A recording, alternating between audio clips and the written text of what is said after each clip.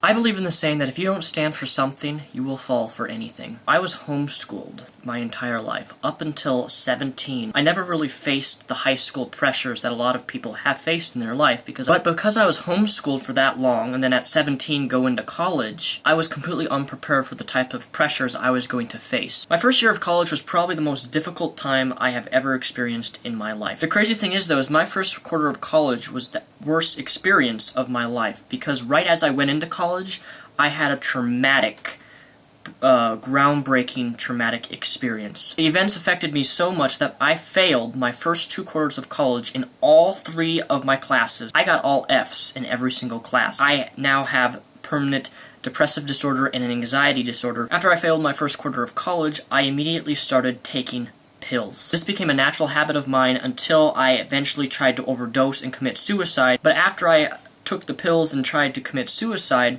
I then threw the whole pill method away and started doing what is known as self-harm, in the sense of not cutting, but burning. I have scars all over my arms, on my body that say blame, guilt, reject, lie, stupid, failure, all these very powerful emotions which I was feeling at that time, which I inflicted that pain upon myself. It was soon after that that I got involved with the wrong crowd of people. They started trying to pressure me to drink, which I never got into. They tried to pressure me to get back into drugs, which I, again, never got into. But all I have to say about that situation is when you have people who are trying to pressure you to do something that you've communicated you don't want to do and they still pressure you, they are not your real friends. One of the things I learned through this was self-acceptance. Self-acceptance comes from meeting life's challenges vigorously. Don't try to numb your trials and difficulties through alcohol, drugs, self-harm, or try to build mental walls like I did to try to exclude the pain in your life. You will find peace not by trying to escape your problems, but by facing them courageously. You will find peace not in denial, but in victory. Our greatest glory is not never failing, but instead rising up every time that we fail.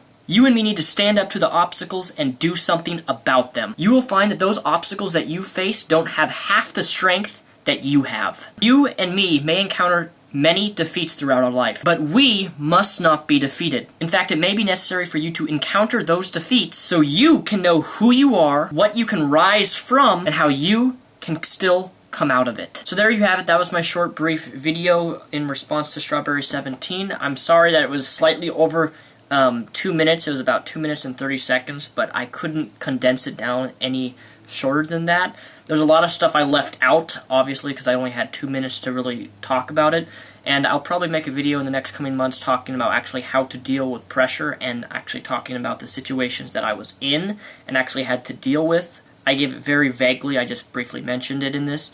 However, there's a lot more to the story and a lot more to the situation I was in than what I expressed in this video.